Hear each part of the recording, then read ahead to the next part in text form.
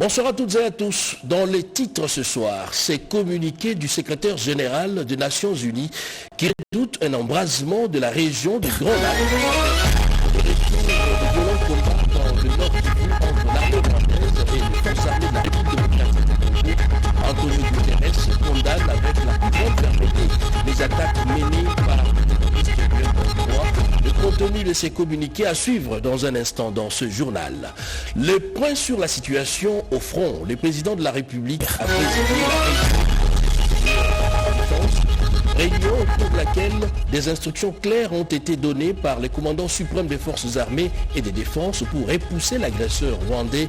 Cependant, une note triste. Le Conseil supérieur de la défense annonce le décès du gouverneur militaire du Nord Kivu, le général-major Peter Chirimwami. Les comptes rendus à suivre également dans ce journal.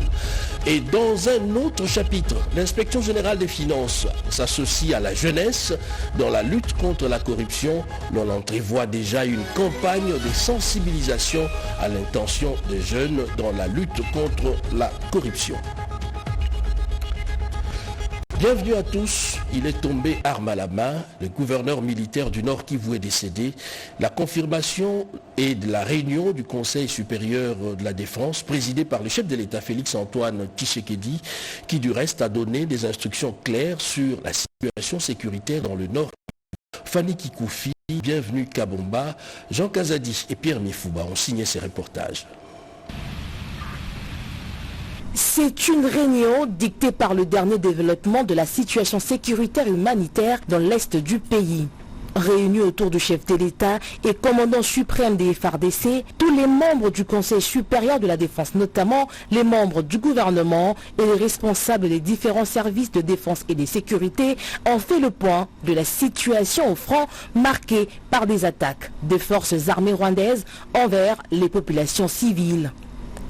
Face aux forces coalisées autour de l'armée rwandaise, les FARDC ont défendu avec patriotisme et courage l'intégrité territoriale jusqu'au sacrifice suprême. Dans la défense du territoire national, le gouverneur militaire est tombé arme à la main. C'était une information très capitale du décès du gouverneur du Nord Kivu, le général-major Chirimwami Nkuba Peter. Il a été blessé, on l'a évacué et tout a été fait pour qu'il arrive à Kinshasa et que l'on chemine pour des soins appropriés à l'extérieur du pays. Mais malheureusement, il a succombé de ses blessures. Le message que je voudrais adresser aux militaires des forces armées et à tous les défenseurs de la République, et particulièrement aux vaillants combattants Zalendo VDP, est celui-ci.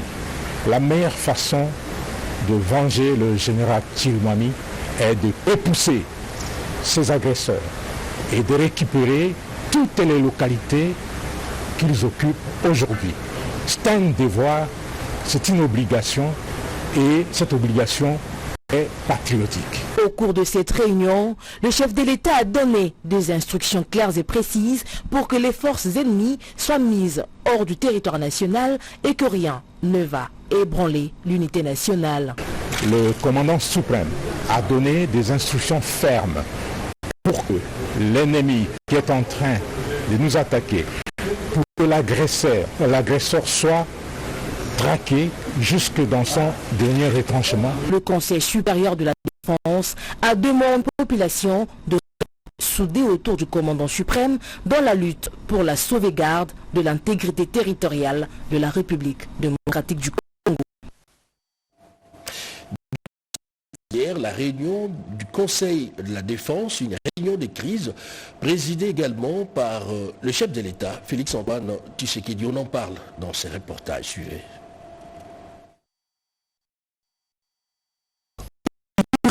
À Kinshasa ce jeudi 23 janvier 2025, au terme d'une mission officielle à Davos, en Suisse, où il a pris part au 55e Forum économique mondial, le président de la République de la RDC et de la police nationale Félix Antoine Tshisekedi Tshilombo a présidé à la résidence présidentielle du Mont Galliema une réunion de crise sur la situation sécuritaire dans l'est de la RDC en proie à l'agression du Rwanda avec ses supplétifs terroristes du M23.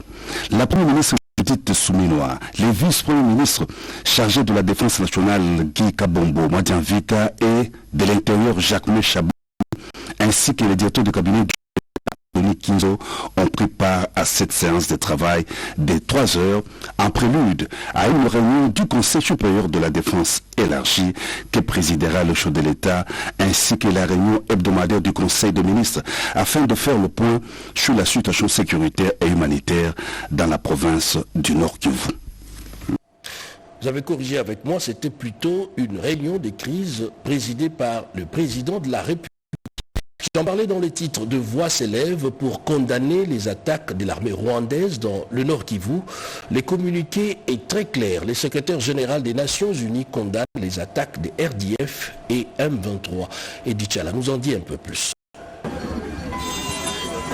Cette offensive a des effets dévastateurs sur la population civile et a accru les risques d'une régionalisation de la guerre. Parlant des récentes attaques de RDF sous le label du M23. C'est ce que dit le communiqué du porte-parole du secrétaire général des Nations Unies, Antonio Guterres.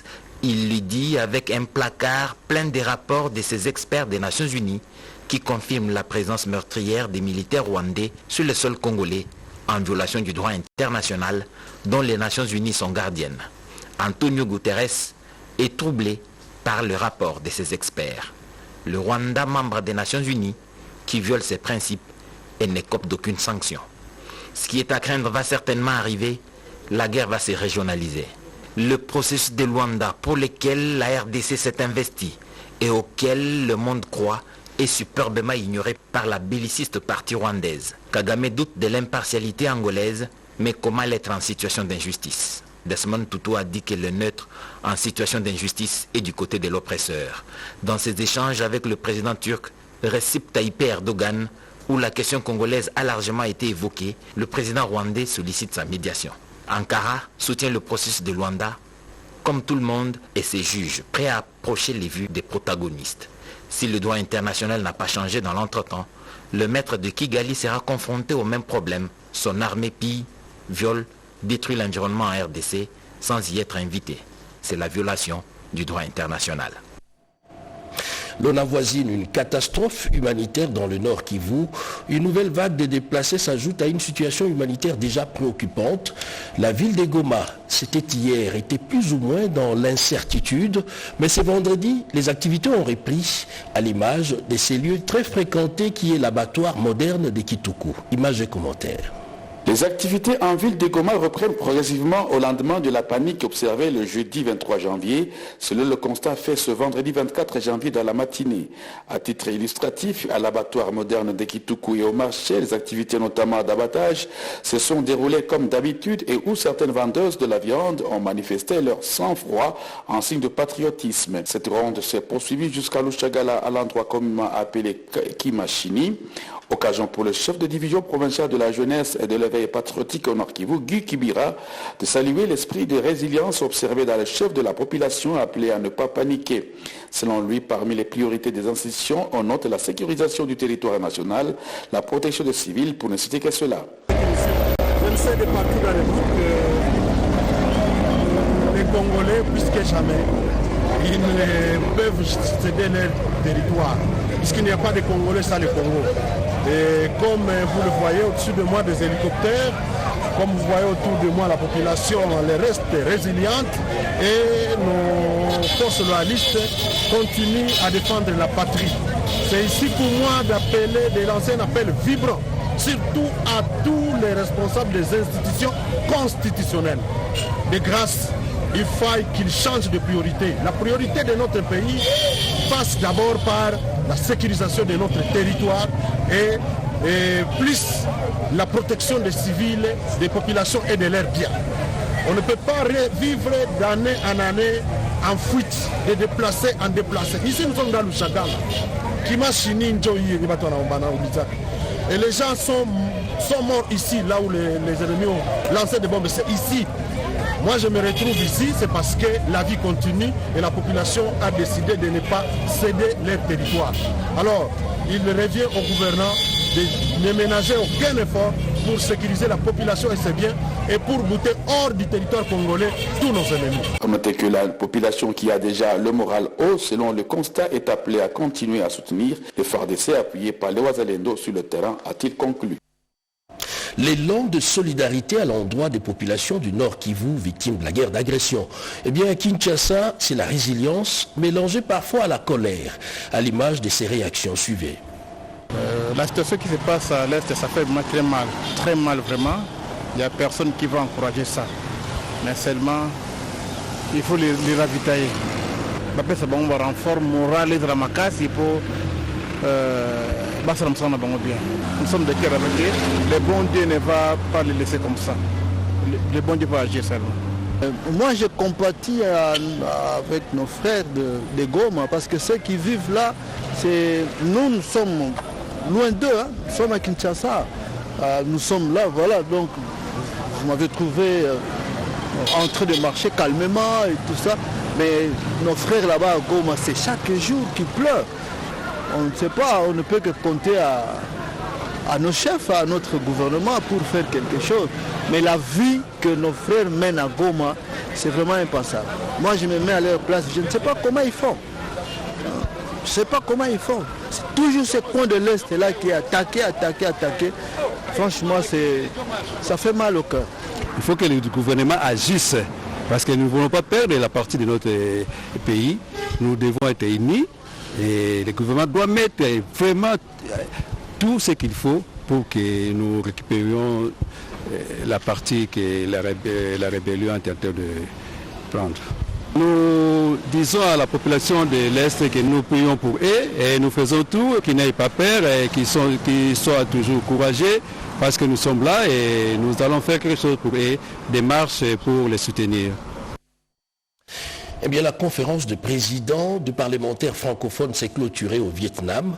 Le président de l'Assemblée nationale, Vital Kamerhe, a pris part à ces assises, une tribune par excellence pour présenter la situation sécuritaire dans la partie est de la République démocratique du Congo.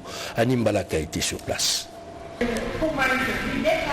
Les rapporteurs de l'Assemblée nationale de la RDC a encore une fois dénoncé la guerre d'agression dont est victime le pays de la part de son voisin le Rwanda et la passivité de la communauté internationale. Le professeur Jacques Joly l'a exprimé lors des travaux de la réunion de l'Assemblée parlementaire de la francophonie qui se sont clôturés le vendredi 24 janvier 2025 dans la ville de Kinto au Vietnam. On a souligné la spécificité de la crise congolaise qui est un conflit international. Ce n'est pas un conflit interne pour parler du dialogue interne et surtout on a souligné la présence, n'est-ce pas, de troupes rwandaises sur le sol congolais. Conscient du fait que l'accompagnement de l'Assemblée parlementaire de la francophonie ne peut que s'inscrire dans une démarche diplomatique, les rapporteurs de l'Assemblée nationale a tout de même reconnu la nécessité et les rapports conjugués au niveau de la RDC dans le cadre d'une solution militaire. D'après les représentants de l'Assemblée nationale de la RDC à la réunion de l'APEF, il faut une réponse immédiate pour arrêter l'hémorragie et les velléités hégémoniques du président rwandais Paul Kagame et ses alliés. Plusieurs d'autres questions ont été abordées lors de la réunion du bureau de l'Assemblée parlementaire de la francophonie qui s'est beaucoup plus penché sur l'agriculture durable, la sécurité alimentaire et la riposte au changement climatique, défis auxquels la République démocratique du Congo est reconnue comme pays solution. Et dans le cadre de la coopération parlementaire, le président du Sénat a échangé avec son homologue de la Zambie. Les comptes rendus dans ses commentaires de Janine Kalinga. Le président du Sénat, Jean-Michel Samalukonde Kyenge, a eu une séance de travail avec la présidente de l'Assemblée nationale zambienne et par ailleurs présidente en exercice du Forum parlementaire de la région des Grands Lacs, l'honorable Nelly Kachumba Mouti. La rencontre entre les deux autorités parlementaires a tourné autour de la résolution pacifique des différends entre les États membres de la CIRGL et plus particulièrement sur la situation sécuritaire dans l'Est de la République démocratique du Congo. Je suis sur ma qualité de présidente en exercice du Forum parlementaire de la région des Grands Lacs et je suis venu effectuer une visite de travail au secrétariat général de l'organisation. Nous avons entrepris une mission d'information parlementaire sur la situation sécuritaire à l'est de la RDC. La question de comment on peut résoudre nos différends dans la paix est occupe une importance capitale au Forum parlementaire de la région des Grands Lacs parce que ce que nous promouvons, c'est la résolution pacifique des différends entre les États membres de la CIRGL. Ces sujets relatifs à la paix dans l'Est de la République démocratique du Congo est d'autant plus crucial au regard de la situation préoccupante qui prévaut dans la région actuellement, à tel point qu'au cours de la même journée, Jean-Michel Sama-Lukonde a reçu les sénateurs de groupes provinciaux du Nord et Sud Kivu, conduits par l'honorable Modeste Baeti Lukwebo, deuxième vice-président de la Chambre haute du Parlement, pour renouveler leur soutien au président de la République et commandant suprême des FARDC et de la police nationale congolaise dans sa détermination à mettre fin à cette agression injuste et barbare, encourager le gouvernement de la République à poursuivre son appui aux opérations militaires. Le Sénat reste solidaire avec la population meurtrie et l'invite à plus de vigilance. On n'en est pas encore là, mais ça se précise, la RDC va accueillir le 8e congrès de la conférence des juridictions constitutionnelles, annonce faite à la 18e réunion du bureau exécutif de cette organisation qui s'est tenue au Caire en Égypte. Edith Chala.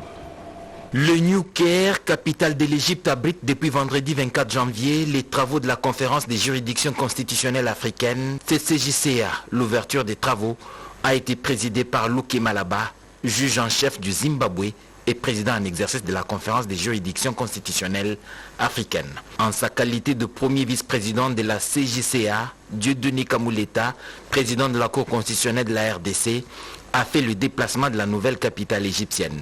Cette réunion a examiné plusieurs matières de la compétence du bureau exécutif. C'est dans ce cadre qu'il lui a été demandé de présenter les prévisions sur l'organisation du 8e congrès de la CJCA prévu en 2026 à Kinshasa, en République démocratique du Congo. Signalons qu'à marge de cette rencontre, le président de la Cour constitutionnelle, Dieudonné Kamuleta, a eu des échanges fructueux avec son homologue marocain. Des échanges qui s'inscrivent dans le cadre de l'accord de coopération entre les juridictions constitutionnelles de leurs deux pays. Le président de la Cour constitutionnelle du Maroc, Amin Ben Abdallah, a salué les avancées significatives de la RDC dans la mise à la disposition du grand public de ces décisions judiciaires. Bien avant, le président de la Cour constitutionnelle de la République démocratique du Congo, Dieudonné Kamuleta, avait été accueilli par l'ambassadeur de la RDC au Caire, Jean-Baptiste Kassongo Musenga.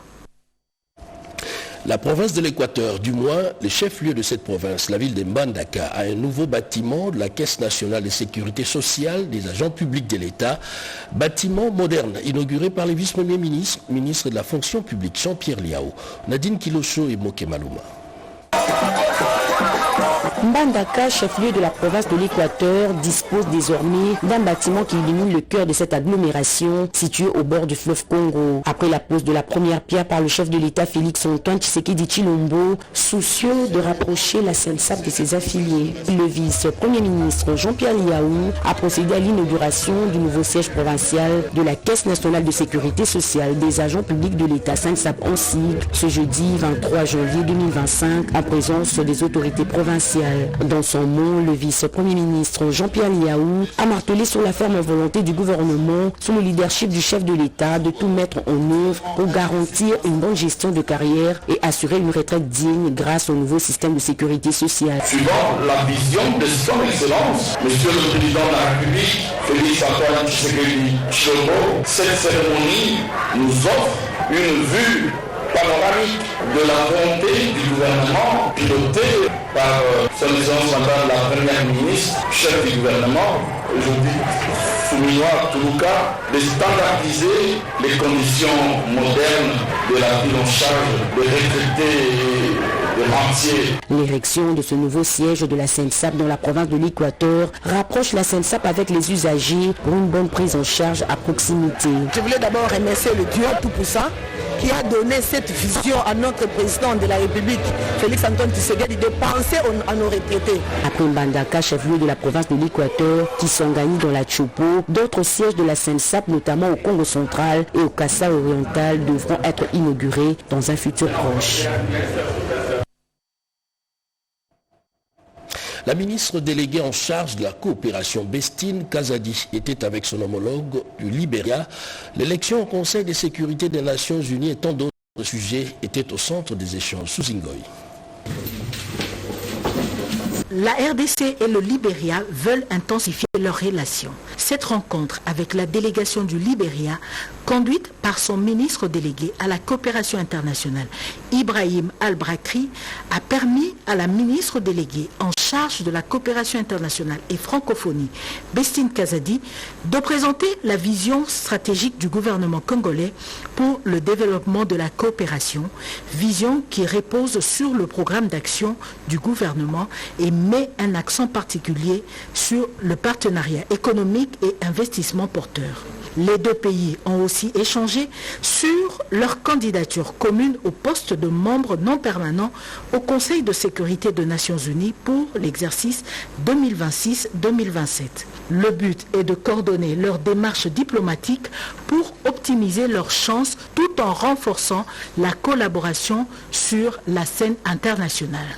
La ministre déléguée Bestine Kazadi et son homologue libérien ont également évoqué la nécessité de formaliser un cadre structurant pour la coopération bilatérale entre la RDC et le Libéria. Ces échanges ont marqué une étape importante dans le renforcement de relations bilatérales entre la République démocratique du Congo et le Libéria. La jeunesse associée dans la lutte contre la corruption. Une campagne sera lancée bientôt par l'Inspection générale des finances. D'autres précisions dans ces reportages. L'Inspection générale de finances s'élance dans une grande campagne de sensibilisation de la jeunesse à s'impliquer dans la lutte contre la corruption. Mercredi 22 janvier, l'inspecteur général de finances, chef de service, a été reçu en audience par la ministre de la Jeunesse, Noéla Aeganagato, pour un échange stratégique de lancement d'une campagne de sensibilisation de la jeunesse dans la lutte contre la corruption. En effet, les Nations Unies ont placé l'année 2025 dans le cadre de la lutte contre la corruption comme année de mobilisation de la jeunesse contre ces fléaux. Nous sommes venus voir son Excellence Madame la Ministre pour obtenir ses orientations, ses conseils et comment cette campagne va être organisée et solliciter d'elle les parrainages de cette campagne 2025. Pour sa part, la ministre de la Jeunesse a loué l'initiative de l'IGF qui tombe à point nommé. La lutte contre la corruption est un sujet capital sur lequel nous devons nous y atteler, en parler, vulgariser cela pour que les jeunes comprennent encore une fois que c'est eux qui ont les clés de ce changement-là.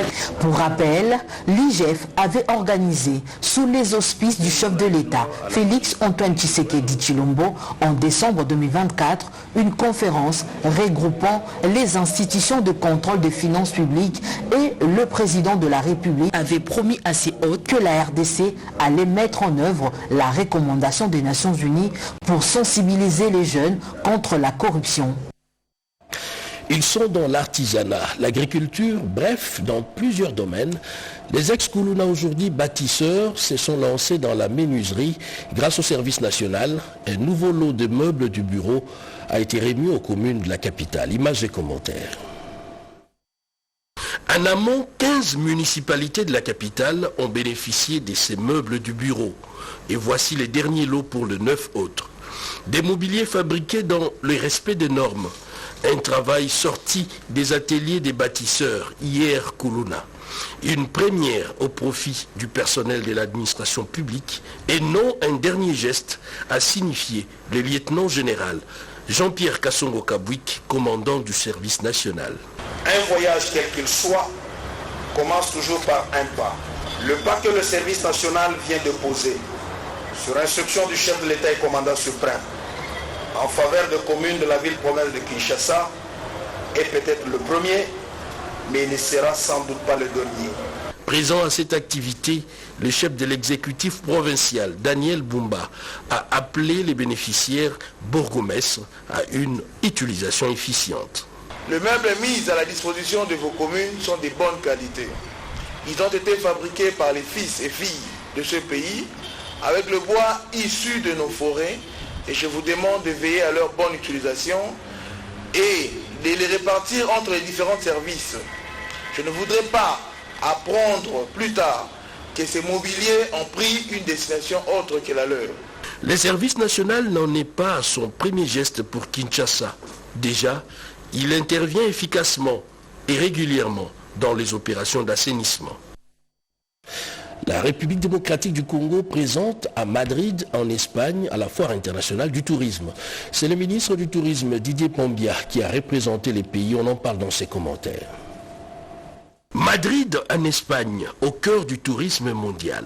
La Foire internationale du tourisme de Madrid, lancée par le roi, est donc ces rendez-vous annuels qui favorisent les échanges, la valorisation des destinations, la quête d'investisseurs et des partenaires. Le ministre du Tourisme Didier Pombia Moussanga, présent au stand de la RDC, a fourni des explications sur la vision du développement et des promotions du tourisme en RDC, mettant un point d'honneur sur les opportunités. On est venu représenter la RDC, ce que nous avons comme richesse touristique, culturelle, pour attirer des partenaires potentiels, mais surtout faire redécouvrir ou faire découvrir aux gens ce pays magnifique et toutes les opportunités dans le secteur du tourisme, ainsi que les destinations comme le parc de Lupemba, Luanda, le lac Foix, Kinshasa comme capitale et d'autres particularités que nous avons en termes de sites, mais aussi en termes de destinations qui permettent aux gens de se divertir et d'être dans un pays magnifique qui est la RDC. Des objets d'art, des vidéos défilantes et autres gadgets ont attiré les visiteurs. Après un déjeuner avec ses collègues chefs de délégation, le ministre du Tourisme de la RDC a pris part à la célébration du 50e anniversaire de l'ONU Tourisme aux côtés du secrétaire général de cette représentation internationale du tourisme. C'est une bonne nouvelle. Les petits exploitants agricoles pourront bénéficier d'une sécurité sociale. Ceci est un premier produit d'assurance agricole. Je ne vous en dis pas plus. Marie Calong pour le détail.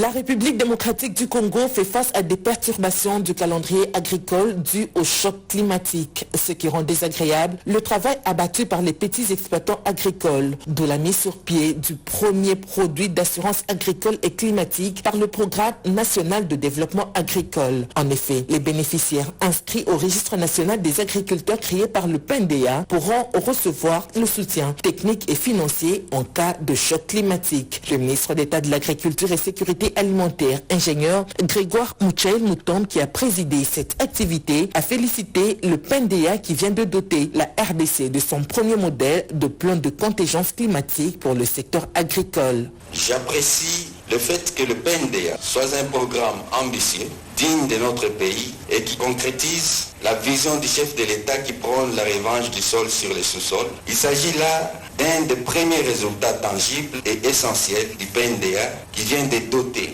la RD Congo de son premier modèle de plan de contingence climatique pour le secteur agricole et son premier produit d'assurance indiciel. Et pour le directeur général de l'autorité de régulation du contrôle d'assurance en RDC, en sigle ARCA, le lancement de ce produit agricole est une démonstration éloquente du progrès et du bien-être collectif. Grâce à cette nouvelle donne, le secteur des assurances vient de franchir une étape significative dans le souci de garantir la sécurité et la souveraineté alimentaire, de réduire la pauvreté, de créer des emplois et de renforcer la stabilité macroéconomique, comme l'a si bien souligné le président de la République, chef de l'État, son Excellence Félix-Antoine Tshisekedi Tshilombo, lors de son discours sur l'état de la nation. Ce produit d'assurance agricole a été développé grâce à l'assistance technique de la Banque mondiale, partenaire du gouvernement. Avec ce produit d'assurance agricole, le PNDA veut faire de l'agriculture un business, a dit son coordonnateur Jean de Djembey. Le but de toute assurance, c'est de protéger l'investissement en cas de choc climatique inattendu. Par rapport à l'agriculture, le but du PNDA n'est pas seulement de permettre qu'on produise pour la sécurité alimentaire, mais c'est de produire en termes de faire de l'agriculture un business. À noter que ce premier produit d'assurance agricole et climatique en RDC est accessible, fiable et bénéfique à tous les exploitants agricoles. C'est aujourd'hui la journée mondiale de la culture africaine liée aux afro-descendants. Le thème pour cette année, l'Afrique et sa diaspora, des racines communes à un avenir partager. D'autres précisions dans ces reportages. Ce 24 janvier 2025, le ministère de la Culture, Art et Patrimoine célèbre la Journée mondiale de la culture africaine et afrodescendante. Une journée marquée par la signature d'un protocole d'accord avec le Comité international Otabenga pour les projets de création d'un mémorial en hommage à cet ancien esclave qui a réclamé toute sa vie rejoindre sa terre natale, la République démocratique du Congo. L'événement s'est poursuivi par une matinée de réflexion dans la salle de conférence de l'Institut national des arts, réunissant des professeurs, des représentants d'organisations internationales, des professionnels de la culture, la directrice de cabinet adjoint du chef de l'État et une représentante du comité Otabenga venue des États-Unis. Sous le thème international, préserver et promouvoir les héritages ancestraux, un élan de fraternité intergénérationnelle, cette journée ratifiée par l'UNESCO a été une occasion de revisiter l'histoire, de renforcer l'identité culturelle et de plaider pour une paix durable dans l'Est de la RDC. Nous ne cesserons de saisir chaque tribune pour dénoncer l'inacceptable, plaider pour la paix à l'Est de notre pays et soutenir nos compatriotes meurtris par des conflits inhumains, leur imposer. C'est vendredi, vous ne le savez peut-être pas, c'est la journée internationale du sport féminin. On en parle peut-être moins. Eh bien, la ministre de l'Enseignement supérieur et universitaire, Thérèse Sombo, a lancé un tournoi de femmes féminins. Erika Bamba et Alain Bika étaient sur place. Ces coups de pied au ballon rond de la ministre de l'Enseignement supérieur universitaire, Marie-Thérèse Sombo, marquent le lancement des activités sportives féminines interuniversitaires. Un lancement qui coïncide aussi avec la célébration de la journée internationale du sport féminin. Le football, le nzango, le basket et le judo, ce sont les 4 disciplines sportives choisies cette année et qui vont se dérouler ici, au campus de la Haute École de Commerce. Au-delà des différentes rencontres sportives, l'enjeu est de taille, celui d'inciter la jeune fille à la pratique sportive, a fait entendre la patronne de l'enseignement supérieur universitaire, Marie-Thérèse Sombo, devant le représentant et joueuse des différentes universités qui prendront part à ces tournois. La journée concerne le sport féminin pour encourager nos étudiantes. Mais les lancements concernent le sport universitaire. C'est très important d'encourager les étudiants pour ce qui concerne les activités para-académiques dans les sports parce que ça permet de les épanouir du point de vue physique que mental, mais également ça permet de consolider les liens d'amitié et de l'unité. L'épanouissement mental et les raffermissements de liens d'amitié entre étudiantes figurent parmi les objectifs majeurs de ces tournois sportifs au féminin. C'est cette activité sportive qui boucle complètement le 20h de ce vendredi. C'est un journal de Souzingoy réalisé par Yolande Voka, Junior Louyeye, la partie technique, Joseph Nzezo, Sora Manzaza, la rédaction d'Yvette Makuntima sous la supervision éditoriale de Joseph Oscar Mbal Kaïj. Merci de l'avoir suivi et singulièrement à nos téléspectateurs de Bukavu, dans le Sud Kivu. Bonsoir chez vous.